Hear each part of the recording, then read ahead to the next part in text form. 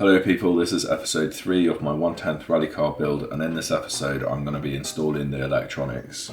So in order to assemble the servo saver, take the main drive and then you have the smaller wedge, and you can see it's keyed on one side, so that goes on first and it fits flush and locks that drive into place. Next you want the larger wedge, and that goes on facing inside the smaller wedge, so they couple together. Next you've got the spring that pops over, and then you have a tensioning nut. You can see that this is lipped on one side, and so that goes on facing the spring to help keep it in place when you apply tension. And then finally you've got the locking nut, and that just goes on and you tighten it up to lock the tensioning nut in place. So once you've assembled that, you need to open the screw pack that comes with it.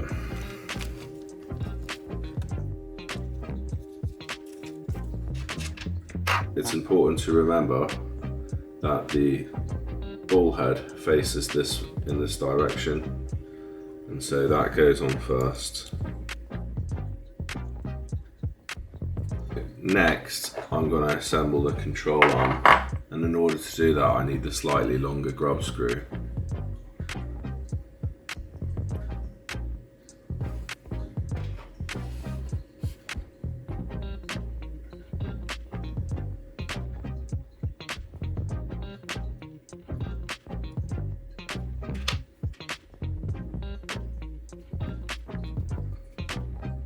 I'll adjust this to the correct length later, so I'll just park that to one side for now.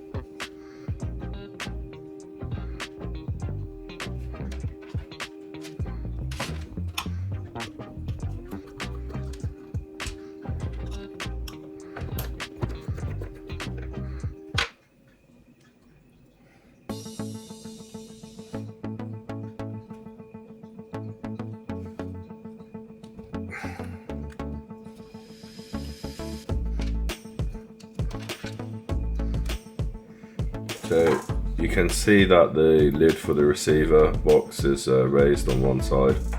So you want this receiver to go in with the connectors on the matching the high side on the receiver, just because when these plug in, they need the extra room on top. So also, if we have a look on this connector plug, you can see you've got a black and a red wire, and then a yellow wire on the end. And if we have a look on the ESC controller, you've got a black and a red wire and a white wire. So the yellow and white wire, although they're different colours, they're the same thing. That's the signal wire, and then the black is your negative and the red is positive. Now if we have a look real closely on the top of this receiver, you can see that there's a signal symbol, positive and a negative. So on this, some servers, they're not keyed, so this has no key, so you can plug it in both ways, but in order to get it right, you want the black wire, which is negative, to align to this row of pins, which is negative, center row is positive, and the left row is signal. So the steering servo is normally on channel 1, so I'm going to plug that into channel 1. Before I install this into the car, I want to test that the servo's in the neutral position, and in order to do that I need to power on the receiver. If we take a look at the ESC that I bought, this one comes with a battery elimination circuit built in, and what that means is that it's capable of supplying power to the receiver without having to have a separate battery pack. Once again, pay attention to the fact that the black wire is negative and the white wire is signal, and look for the diagram on top of your receiver to show you which pin is which. By default, most receivers are configured so channel 2 will be the throttle channel. The next thing that I'm going to want to do is plug in the main battery. Now that I have the main battery pack hooked up to the ESC, I can switch it on and it should supply power to my receiver. You can see that the power indicator light has come on and it's blinking to show that it's receiving power but no signal. So in order to fix that, I need to switch on my transmitter. You can see that I've now got a solid red light to show that I've got signal, and if I use the steering adjustment, the servo is all working. Now that I've paired the remote, I want to check that the adjustment settings on my transmitter are set to their neutral positions, and once I've done that I can check the position of the servo to make sure it's centered. As you can see, in my case it's slightly off center, so before fitting this to the car I'm going to want to straighten that out.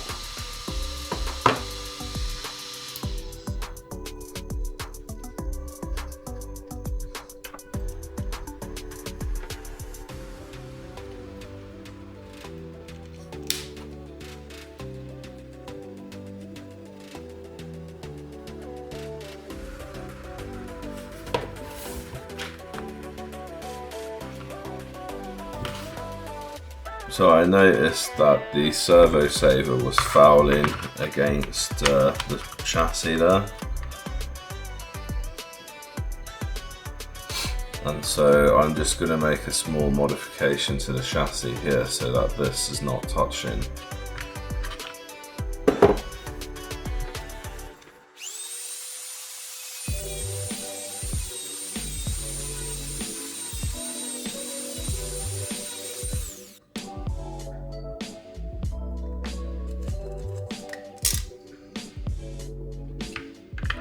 And obviously it's quite important that you make that modification, and the reason why is even if you tighten this all the way so that you squeeze the clearance, which it still fouls against the chassis, you end up with a servo not saver because you've just clamped this completely tight, and so this has no purpose then. Like, you may as well just direct mount to the servo in that case.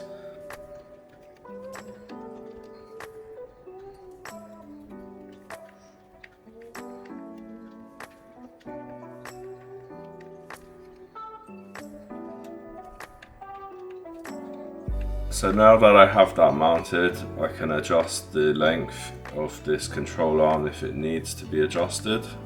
You can see that this one is about right, so I'm going to leave it like that for now. I guess first thing I'm going to work out where exactly this fits best.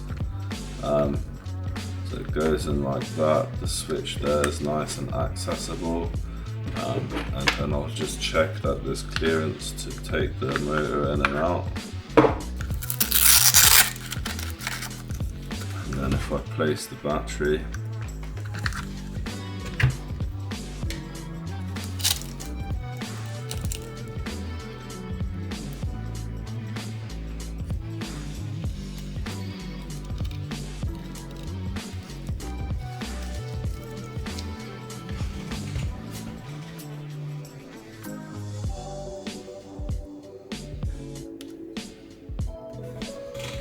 okay, so that's going to sit nicely if I place the battery like that.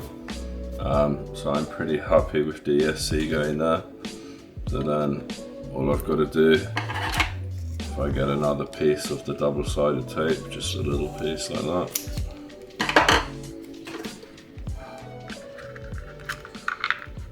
I want to run this wire through into the control box first. Put a small amount of double-sided tape on the bottom of that as well, keep it in place.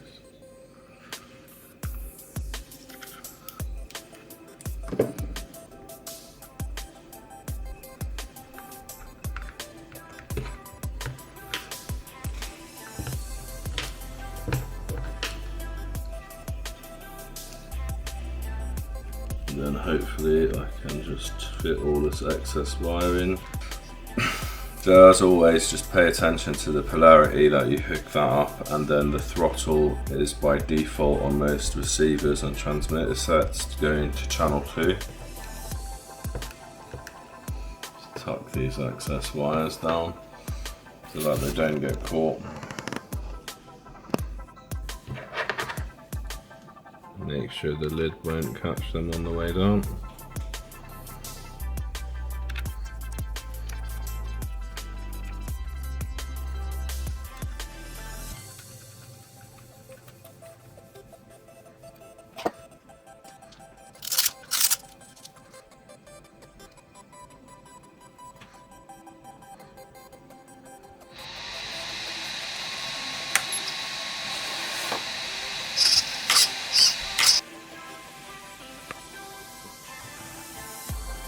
The next thing to do then is to install the motor. You can see on the end of the drive shaft that it's keyed and there's a flat spot. So if I get my pinion gear, that flat spot is going to line up with the locking pin.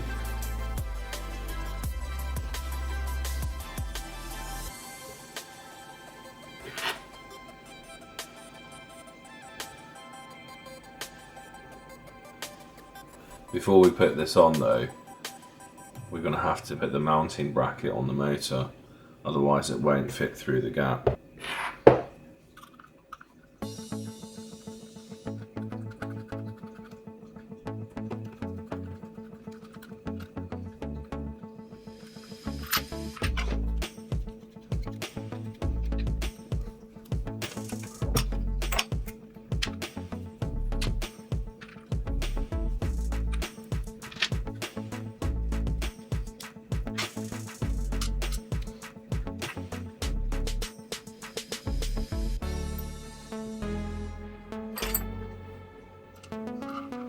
You can see one of these screws is tapered and one of them is not. So you can see which one goes in the tapered hole and which one goes in the flat hole.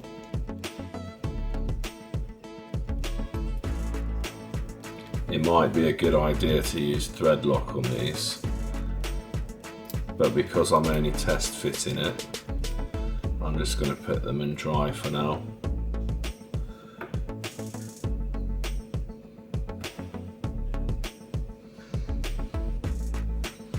According to the manual, you should leave an 8mm spacing in this gap.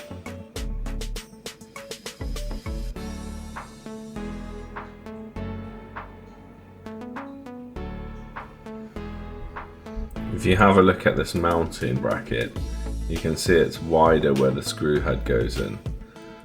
So although I line up here, I don't think this is going to be any good.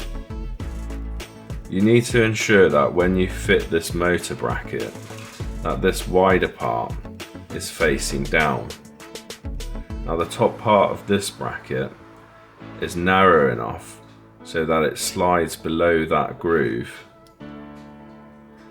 and so the motor stays flush mounted to the bracket. However, if you mount it in such a way that you have to rotate the motor to where this lower part comes past this upper part of the bracket, you can see it lifts it away from being flush and you won't get a correct mounting for the motor. Now that I've worked out the best orientation for this half of the bracket, which allows me to have the wires come out where I want and also allows the motor to mount flushly against this half of the bracket, the next thing that I need to do is get the gears to mesh correctly.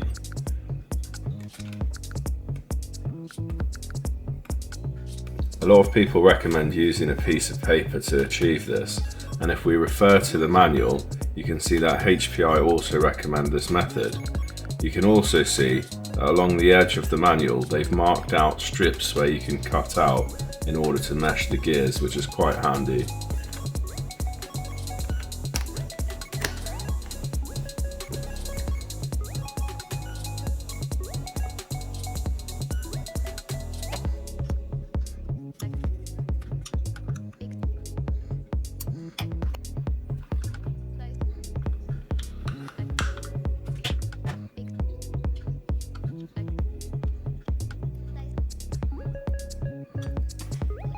Right, so now that I've got everything installed, I can prop the car up using a box and then plug the power in, and then I can test everything's working, test the running gear and set the endpoint adjustments if they need to be changed.